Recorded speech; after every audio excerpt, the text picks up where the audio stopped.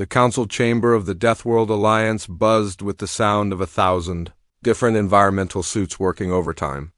7 species had gathered here, each one representing a world that would kill most life forms within minutes.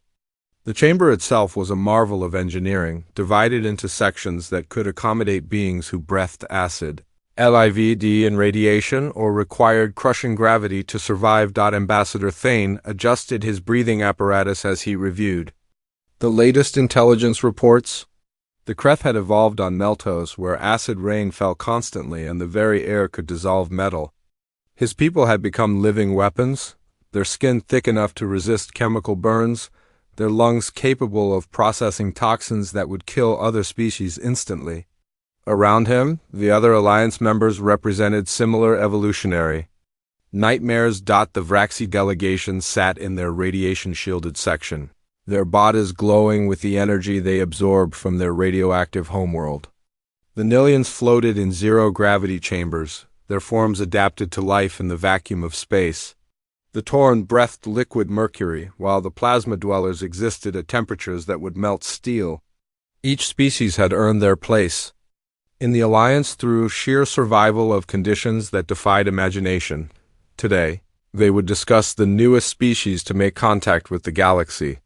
The humans of Earth had sent a delegation requesting an audience, and the Alliance had agreed mostly out of curiosity. Initial scans of their world suggested it was a paradise planet, the kind of place where life evolved in comfort and safety. The human delegation arrived precisely on schedule. They wore simple environmental suits that looked primitive compared to the advanced life support systems of the Alliance members. The lead human, a man named David, stepped forward with an expression of polite interest. He was shorter than most galactic species, with soft pink skin and no visible natural weapons or armor. Thane had to suppress a laugh. These creatures looked like they had never faced a real threat in their entire evolutionary history. Their planet was a garden world with blue skies, flowing water, and moderate temperatures. They had no natural predators, no environmental hazards, and apparently spent their time growing food and making art. "Welcome, humans," Thane said, his voice carrying the rasp of someone who breathed acid vapor daily. "We have reviewed your request to join our organization.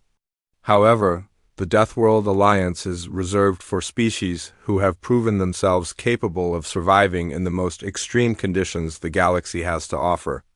David nodded respectfully. "We understand your position. We come seeking knowledge and friendship. Our people believe that cooperation between species can benefit everyone." The other Alliance members exchanged glances. This human spoke of cooperation as if it were a simple matter. Did they not understand that the galaxy was built on strength and survival? That only the toughest species deserved to lead? General Corks of the Vraxi leaned forward in his radiation suit. "Human, what is the most dangerous environment on your world?" David considered the question. "Well, we have deserts where the temperature reaches 50 degrees and polar regions where it drops to -40. Some areas have high radiation levels, and we have volcanic regions with toxic gases. Our oceans can be quite dangerous during storms." The Alliance members were silent for a moment, then began to laugh. 50 degrees was barely warm by Vraxi standards. -40 was tropical compared to the ice worlds some species called home. High radiation was a joke to beings who bathed in gamma rays. Toxic gases were nothing to creatures who breathed pure acid.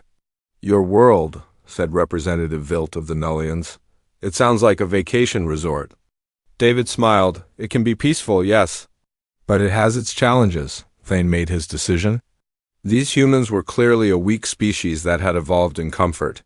They would never survive real Deathworld conditions. However, they might be useful as servants or laborers. Their apparent intelligence and eagerness to cooperate could be valuable assets. "The Alliance will consider your application," Thane announced. "However, you would enter as a protectorate species. You would handle administrative duties, maintenance tasks, and other support functions, while the true Deathworld survivors make important decisions." David's expression remained neutral. "What would this arrangement involve?" You would serve the Alliance members in exchange for protection and access to our trade networks. Your people would maintain our equipment, handle communications, and perform other duties that do not require survival in extreme conditions. The other Alliance members nodded approvingly. It was a generous offer for such a weak species.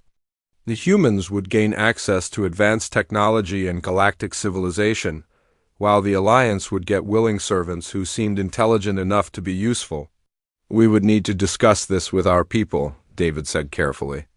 But the opportunity to learn from your civilizations is very appealing. Thane was pleased with the humans' response. They understood their place in the galactic hierarchy. Take all the time you need. When you return, we will begin the integration process. As the human delegation prepared to leave, Thane felt satisfied with the day's work. The Alliance had gained another servant species, and the humans seemed grateful for the opportunity. They would handle the boring tasks while the real survivors continued their important work of governing the galaxy's most dangerous regions. The humans departed with polite thanks and promises to return soon with their decision. Thane watched them go, noting how they moved with careful precision despite their apparent fragility. Perhaps they would be more useful than he had initially thought. After the humans left, the Alliance members began discussing how to integrate the new species. They would need specialized equipment to survive in Deathworld environments, extensive training in basic survival techniques, and constant supervision to ensure they did not harm themselves. They seem eager to please, noted General Corks. That will make training them easier. Their technology is primitive but functional, added Vilt. They might be able to reverse engineer some of our equipment for mass production. Thane nodded. We will start them on simple tasks and gradually increase their responsibilities as they prove themselves. With proper guidance, they might become valuable assets to the Alliance. The meeting concluded with optimism. The Alliance had successfully recruited another species to serve their interests. The humans would provide useful labor while the true survivors continued their work of dominating the galaxy's most hostile environments. None of them suspected that they had just invited the most dangerous species in the galaxy to join their organization. The humans had been polite, respectful, and seemingly harmless.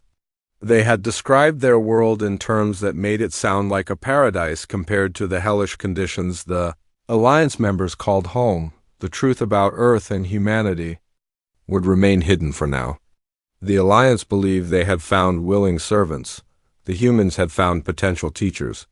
Both sides thought they understood the arrangement perfectly. Time would prove them both catastrophically wrong. The first human transport ship arrived at Alliance Central Station 3 months after the initial meeting. Unlike the sleek, heavily armored vessels that typically docked at the station, the human ship looked almost friendly.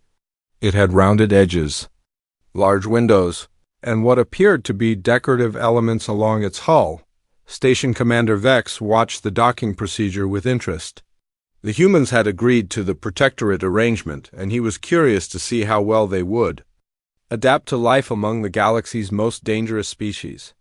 The station itself was a testament to Deathworld engineering, with sections that could accommodate beings who required extreme temperatures, toxic atmospheres, or crushing pressure. The human delegation disembarked with their characteristic politeness.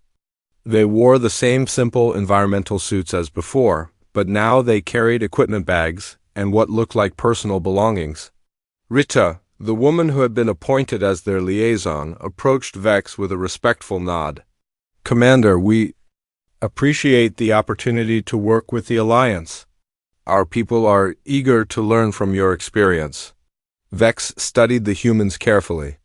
They moved with confidence despite being surrounded by beings who could kill them without effort. Their leader, Rita, spoke with the same calm manner that had marked their previous interactions.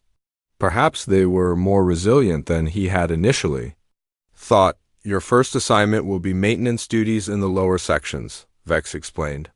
The environment is less hostile there, though you will still need to exercise caution. Do you have any questions about the safety protocols? Rita consulted a handheld device. We reviewed the documentation you provided. The temperature range is 30 to 60 degrees, with some areas reaching 90. The atmospheric composition includes trace amounts of sulfur compounds and elevated carbon dioxide levels. We should be fine with basic breathing equipment. Vex was impressed by their thoroughness. Most species required extensive environmental suits for those conditions. The humans seemed to think they could manage with minimal protection. The first week proceeded smoothly. The humans worked efficiently, maintained their equipment properly, and showed remarkable adaptability. They learned to navigate the station's complex layout quickly and seemed genuinely interested in understanding how different species lived and worked. Tom, one of the human engineers, proved particularly skilled at repairing equipment. He had somehow managed to fix a Kreth communication array that had been damaged during an acid storm. The device was designed to withstand conditions that would dissolve most metals. Yet Tom had worked on it for hours without showing any signs of distress. "How did you manage to work in those conditions?" Vex asked when Tom submitted his repair report. Tom shrugged. "The acid levels were not too bad. Reminded me of working in an industrial chemical plant back home. I just made sure to wear proper protection and took breaks when needed." Vex stared at him. The acid concentration in that section was enough to burn through most species' environmental suits. Tom had described it as comparable to human working conditions. Similar incidents began occurring throughout the station. A human named Lisa had volunteered to help with cargo operations in the zero-gravity sections. The Nullians had expected her to struggle with the disorientation and complex three-dimensional movement required. Instead, she had adapted within hours and was soon moving through the space as naturally as beings who had evolved in zero gravity. "She said it was like swimming," reported Nullian Supervisor Crix. She compared the experience to recreational activities on her homeworld. The humans continued to surprise everyone with their adaptability. They seemed to treat each new challenge as an interesting puzzle rather than a life-threatening hazard. When asked to work in the high-radiation sections, they had simply requested additional monitoring equipment and proceeded with casual efficiency. Dr. Amy, the human scientist, had been particularly impressive. She had volunteered to assist with research on a newly discovered organism that could survive in pure acid. The creature was so dangerous that even Kreth researchers approached it with extreme caution. Amy had spent hours observing it, taking notes and apparently having conversations with it. "Conversations?" Thane had asked when he received the report. "She seemed to be communicating with it somehow," the Kreth researcher explained. "The creature became calm in her presence and allowed her to take samples that we had been unable to obtain." The Alliance members began to notice other peculiarities about the humans. They ate food that would be toxic to most species, drank liquids that contained mild poisons, and seemed to enjoy activities that involved controlled danger. Their recreational activities included something called extreme sports that involved deliberately placing themselves in hazardous situations for entertainment. More disturbing was their apparent lack of fear. When warned about dangerous areas of the station, they would nod politely and then proceed with careful but confident determination. They treated warnings as information rather than deterrence. The humans also displayed an uncomfortable tendency to volunteer for the most dangerous assignments. When a section of the station experienced a containment breach involving toxic gases, human volunteers had been the first to step forward. They had sealed the breach while other species were still putting on protective equipment. "They seem to think dangerous situations are normal," General Quarks observed during a staff meeting. "They approach hazards with the same attitude most species reserve for routine tasks." The Alliance members began to feel uneasy about their new protectorate species. These humans were supposed to be weak creatures from a garden world, yet they were outperforming seasoned Deathworld survivors in their own specialties. They handled extreme conditions with casual competence while maintaining their friendly, helpful demeanor. Station efficiency improved dramatically with the humans' arrival. Equipment failures dropped to nearly zero, maintenance schedules were completed ahead of time, and several previously unsolvable technical problems were resolved through what the humans called creative problem solving. But the Alliance members found themselves feeling increasingly inadequate. How could beings from a paradise world be so skilled at surviving in extreme conditions? How could they treat dangerous situations with such casual confidence? The humans seemed oblivious to the effect they were having. They continued to be polite, respectful, and eager to learn. They asked intelligent questions about Alliance technology and culture, while consistently demonstrating abilities that should have been impossible for their species. Retta submitted weekly reports that were models of professional efficiency. The humans were adapting well to their new environment, she wrote. They were grateful for the opportunity to work with the Alliance and looked forward to taking on additional responsibilities as they gained experience. Reading these reports, Vex found himself wondering if the Alliance had made a mistake in their initial assessment. These humans were not the weak servant species they had expected. They were something else entirely, something that did not fit into the Alliance's understanding of how the galaxy worked. The adjustment period was nearing its end, and the humans had exceeded every expectation. They had proven themselves capable of working in conditions that challenged even Deathworld survivors. They had demonstrated technical skills that impressed species with centuries of advanced development. Most importantly, they had done all of this while maintaining their characteristic attitude of helpful cooperation. Vex found himself looking forward to their reports and conversations. The humans brought a perspective that was both refreshing and disturbing. They seemed to see possibilities where others saw only problems, opportunities where others saw only threats, but questions remained. If these humans were so capable, why? Had they described their world as a garden paradise? What were they not telling the Alliance about their true nature? And most importantly, what would happen when the Alliance discovered the truth about Earth and humanity? The adjustment period was coming to an end, but Vex suspected that the real story was just beginning. The emergency beacon from Research Station 7 had been broadcasting for 3 days when the rescue team finally assembled. The station was located on Nightmare, a world so hostile that even the Alliance used it only for the most extreme experiments. The planet featured crushing gravity, an atmosphere of corrosive gases, temperatures that could melt steel, and native life forms that existed to consume anything that moved. Dr. Amy stood in the briefing room, alongside the Alliance rescue team, reviewing the mission parameters. The research station had gone silent during a routine survey mission, and the automated systems indicated a complete environmental breach. Any survivors would need immediate evacuation. The conditions on Nightmare are beyond what most species can endure, explained Mission Commander Drac, a Kreth whose own people were among the few who could survive such environments. We will have a maximum of 20 minutes on the surface before our environmental suits fail. Amy nodded thoughtfully. What about the local wildlife? Extremely dangerous, Drac replied. The native predators can dissolve metal with their saliva and move faster than most vehicles. They hunt in packs and show no fear of technology or weapons. The rescue team consisted of the Alliance's most elite survivors. Each member represented the pinnacle of their species' adaptation to extreme conditions. Their equipment was the most advanced available, designed specifically for situations that would kill ordinary Deathworld dwellers. Amy had volunteered to join the mission, citing her research experience and desire to help. The Alliance members had agreed reluctantly, assuming she would remain safely aboard the orbiting rescue vessel while they conducted the actual surface operations. The shuttle descended through Nightmare's toxic atmosphere, its hull glowing from the heat and corrosive gases.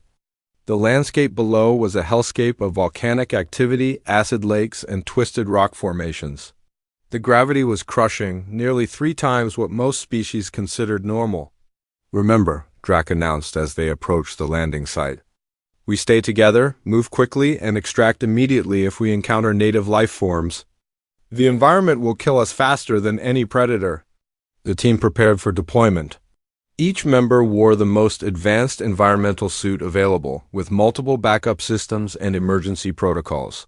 The suits were designed to keep them alive in conditions that would destroy most technology. Amy checked her equipment one final time.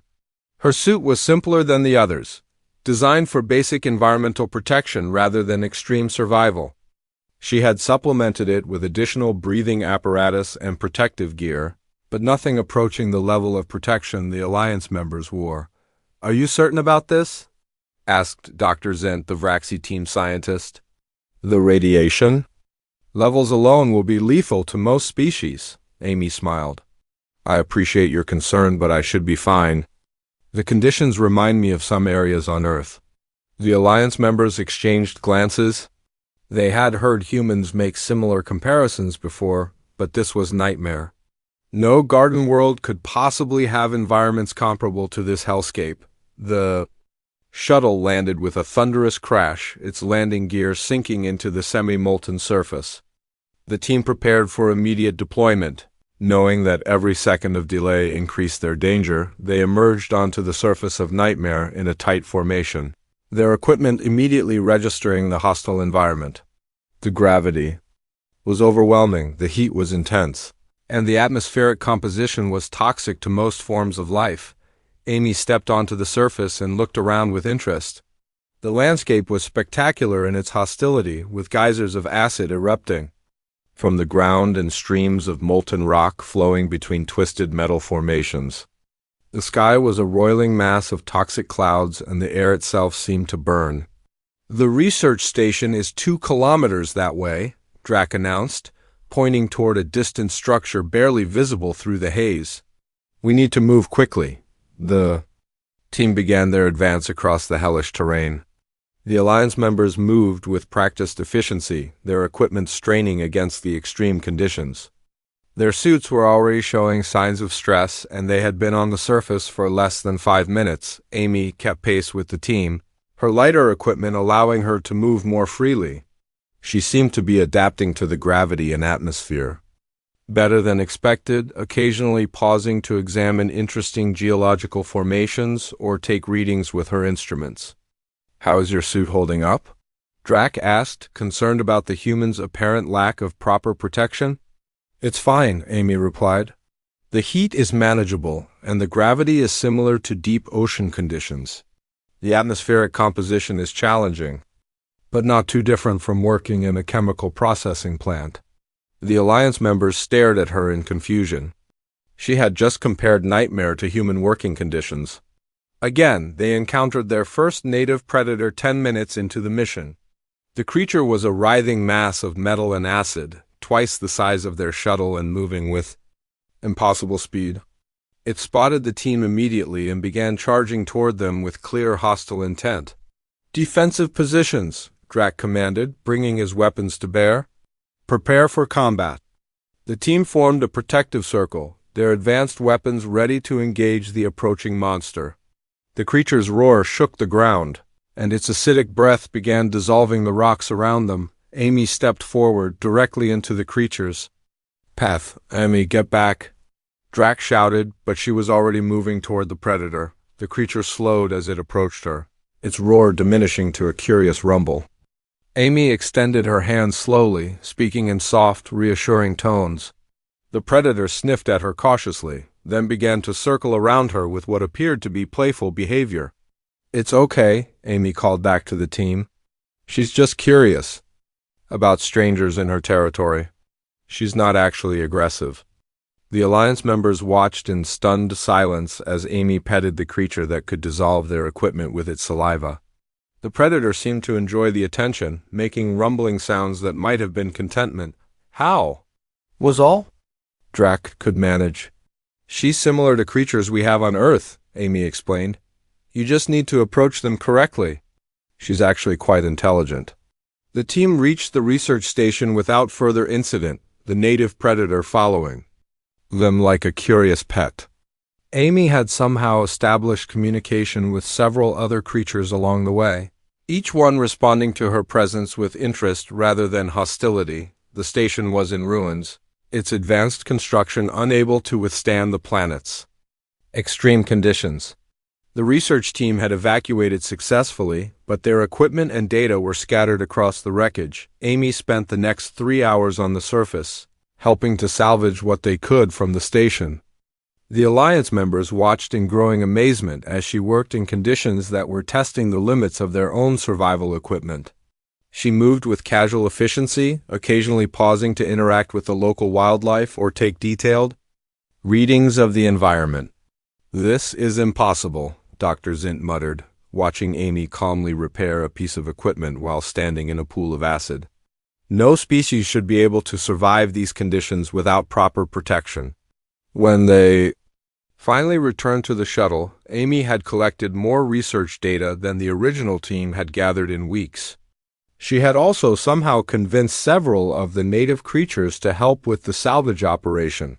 During the flight back to the station, Drac found himself staring at Amy with a mixture of awe and fear. She had just spent hours on the surface of Nightmare, a world that challenged even the Alliance's most adapted species. She had done it while treating the experience as an interesting field trip. "How is this possible?" he asked finally. Amy considered the question seriously. "Earth has similar environments. The gravity here reminded me of deep ocean trenches. The atmospheric composition was like working in sulfur mining operations. The temperature was comparable to volcanic regions. As for the wildlife, most predators respond well to confidence and respect." The Alliance members realized they had been catastrophically wrong about humanity. This woman had just described Nightmare, their ultimate testing ground, as comparable to conditions on Earth. She had survived better than seasoned Deathworld warriors while treating the experience as routine. If Earth contained environments comparable to Nightmare, then humanity was not a weak species from a garden world. They were something far more dangerous than the Alliance had ever imagined. The shuttle docked at the station in silence, each Alliance member lost in their own thoughts. They had invited beings aboard who could treat their most extreme environments as normal working conditions. They had given these creatures access to their technology, their trade routes, and their most sensitive installations. Amy submitted her report with characteristic efficiency, thanking the team for the opportunity to assist and offering to help with future missions. She seemed genuinely pleased with the experience, describing it as educational and enjoyable. That night, Drac accessed the human database for the first time. What he found there would shatter everything the Alliance thought they knew about Earth and humanity. The truth was far worse than anyone had imagined. The data archive hummed quietly in the depths of Alliance Central Station as Commander Drac accessed the human database for the first time. The interface was simple compared to Alliance systems, almost primitive in its design. The humans had been remarkably open about sharing their information, claiming they had nothing to hide. Drac began with basic planetary data for Earth. The initial readings seemed to confirm what the Alliance had believed: blue oceans, green continents, white clouds, and moderate temperatures. It looked like a paradise world, the kind of place where life evolved in comfort and safety. Then he began reading the details. Earth's gravity was listed as 9.8 meters per second squared. Drac had to check the conversion several times before he believed it. That was higher than 70% of inhabited worlds in the galaxy. The humans had evolved under crushing force that would exhaust most species within hours. The atmospheric composition was even more disturbing. 21% oxygen, 78% nitrogen, with trace amounts of other gases. Oxygen was a highly reactive element that would poison most life forms. The humans breathed it constantly, using it to fuel metabolic processes that would be considered extreme by galactic standards. But the real horror began when Drac accessed the environmental data. Earth was not a garden world. It was a nightmare planet that made the Alliance's death worlds look hospitable by comparison. The planet experienced something called weather that included temperature variations of over 100 degrees, winds that could destroy buildings, and precipitation that ranged from frozen crystals to liquid acid. The humans had adapted to all of these conditions as normal parts of their environment. Earth's surface was dominated by vast bodies of liquid that contained dissolved poisons, and supported life forms that could kill with a single touch. The humans not only survived in these environments, but used them for recreation. They voluntarily entered the poisonous liquid and moved through it for entertainment. The planetary surface was covered with plant life that produced toxins, thorns, and other defensive mechanisms. The humans had learned to consume many of these plants as food, building immunity to poisons that would kill most species. They had also domesticated some of the planet's predators, turning creatures that evolved to kill into companions and work animals. Drax's hands shook as he accessed the geological data. Earth was a tectonically active world with frequent earthquakes, volcanic eruptions, and massive shifts in the planetary surface. The humans had learned to predict these events and build structures that could survive them. They treated planetary instability as a minor inconvenience, but the most terrifying discovery was the radiation data. Earth's star produced deadly radiation that bombarded the planet constantly. The humans had evolved under this constant bombardment, developing biological mechanisms to repair the damage and even use the radiation for essential biological processes. They actually required exposure to radiation to maintain their health. The database contained something called human history that made everything else pale in comparison. Drax read about extinction events that had wiped out most life on the planet, leaving only the strongest survivors. The humans had survived multiple ice ages, asteroid impacts, and climate changes that would have ended most civilizations. They had also survived each other. The historical records contained accounts of wars fought with weapons that could destroy entire continents. The humans had developed technology capable of ending all life on their planet, then chosen not to use it. They had learned to cooperate. Despite possessing the ability to commit total genocide, the medical data was equally disturbing. Human immune systems were described as adaptive and aggressive, capable of developing resistance to new diseases within generations. They could survive injuries that would kill most species, heal from damage that would be permanent in other life forms, and adapt to toxins that would cause immediate death in less resilient beings. Their physical capabilities were beyond anything the Alliance had imagined. Humans could survive in temperatures that would kill most species, endure atmospheric pressures that would crush other life forms, and function in environments with gravity levels that would immobilize their competitors. But the most frightening aspect of the data was how the humans described these conditions. They used terms like normal, manageable, and challenging but not dangerous. They treated their hellish homeworld as a pleasant place to live and raise families. Drax found records of human recreational activities that would be considered extreme survival tests by Alliance standards. They voluntarily exposed themselves to crushing gravity, toxic atmospheres, and deadly radiation for entertainment.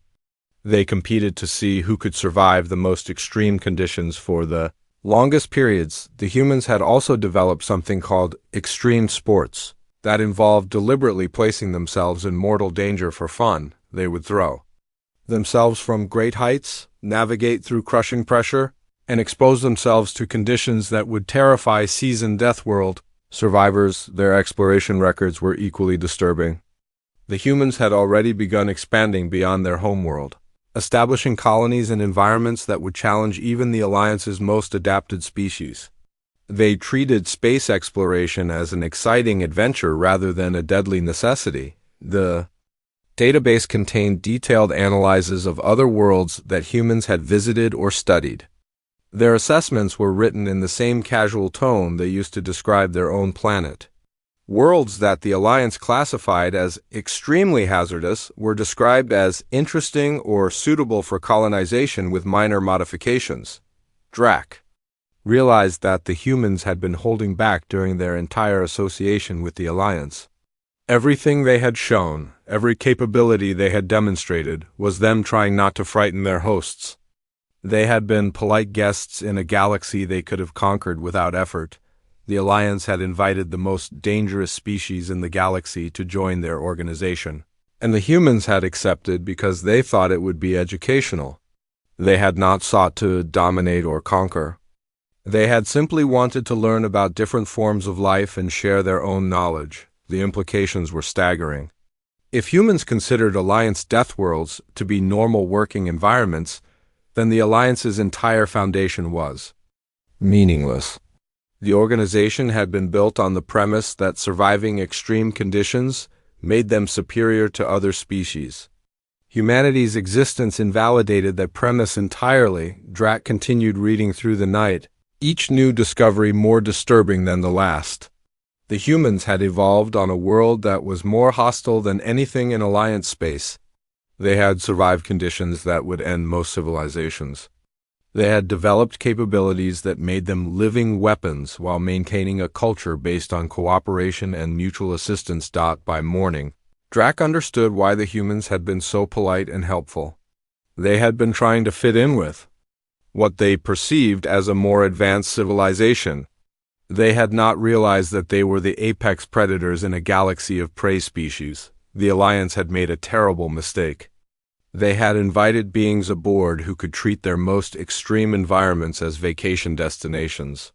They had given these creatures access to their technology, their trade routes, and their most sensitive information, but the humans had not taken advantage of their position. They had continued to be respectful, helpful, and eager to learn. They had not sought to dominate or control.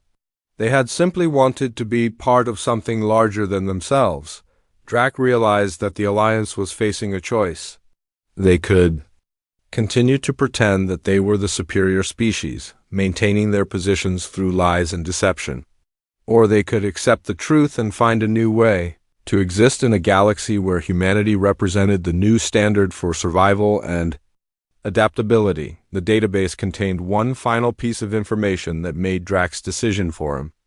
The humans had been aware of their capabilities all along.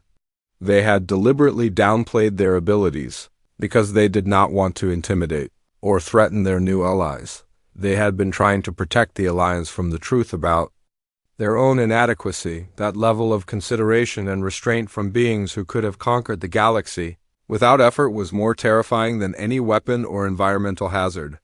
The humans were not just apex predators. They were apex predators with conscience, wisdom, and genuine desire to help others. The Alliance would never be the same. The galaxy would never be the same. And humanity, still polite and helpful and eager to learn, would continue to be the most dangerous species in known space. While trying their best to fit in with civilizations they could have replaced without effort. Drac closed the database and began composing his report. The Alliance needed to know the truth, even if it destroyed everything they had built. The humans deserved honesty, even if it revealed the Alliance's fundamental inadequacy. The age of the Deathworld Alliance was ending. The age of humanity was about to begin, whether they wanted it or not. The emergency session of the Alliance Council convened at dawn, but the damage had already begun. Word of Commander Drac's report had spread through the station like wildfire, and the implications were rippling through every level of the organization. Representative Vilt of the Nellians stared at the data projections with growing horror. The truth about Earth and humanity was displayed in stark detail, each fact more devastating than the last. The beings they had invited as servants were actually the most dangerous species in the galaxy, and they had been polite about it. The humans have been aware of this disparity the entire time, Drac explained to the assembled council. They deliberately minimized their capabilities to avoid intimidating us. They have been trying to protect our feelings while we treated them as inferior. The council chamber was silent except for the sound of various life support systems working. Overtime, each member was processing the implications of what they had learned. The entire foundation of Alliance society was built on the premise that surviving extreme conditions made them superior. Humanity's existence proved that premise. Wrong. General Corks of the Vraxi spoke first. Our entire military doctrine is based on environmental superiority. We recruit soldiers who can survive in conditions that would kill other species. But humans consider our most extreme training environments to be recreational activities. The evidence was overwhelming. Human children played games that would challenge Alliance special forces. Human civilians worked in conditions that would require the Alliance's most advanced protective equipment. Human athletes competed in environments that would be classified as weapons-grade hazardous. They have been holding back, Thane realized, his voice barely audible through his breathing apparatus. Every interaction we have had with them, they have been carefully restraining themselves to avoid making us uncomfortable. The behavioral analysis was even more disturbing than the physical data. The humans had demonstrated patience, consideration, and genuine desire to help while possessing the capability to dominate without effort. They had accepted subordinate positions in an organization they could have conquered within days. Trade. Reports were already showing the effects of the revelation. Other species throughout the galaxy had begun to learn about humanity's true nature, and the implications were spreading like a plague. Why deal with the Alliance when humans could provide the same services more efficiently and at lower cost? The Kreth military commander had submitted a report that morning detailing the collapse of their recruitment program. Young Kreth warriors were no longer interested in joining an organization that had been surpassed by beings who considered their ultimate challenges to be moderate exercise. Our entire economy is based on providing protection and survival services, noted economic advisor Zent. If humans can provide the same services while treating extreme conditions as normal working environments, what value do we offer? The psychological impact was devastating. The Alliance members had built their entire identity around their ability to survive in conditions that would kill other species. Learning that humans not only survived in worse conditions but actually thrived in them was destroying the foundation of their self-worth. Rita submitted her weekly report that morning, maintaining the same professional tone she had used since arriving. The humans continued to express gratitude for the opportunity to work with the Alliance and learn from their experience. They remained oblivious to the crisis their very existence had created. The report detailed their recent achievements with characteristic modesty. The human team had solved several technical problems that had puzzled Alliance engineers for years. They had improved station efficiency by 30% while reducing maintenance costs. They had established positive relationships with local wildlife on 3 different Deathworlds.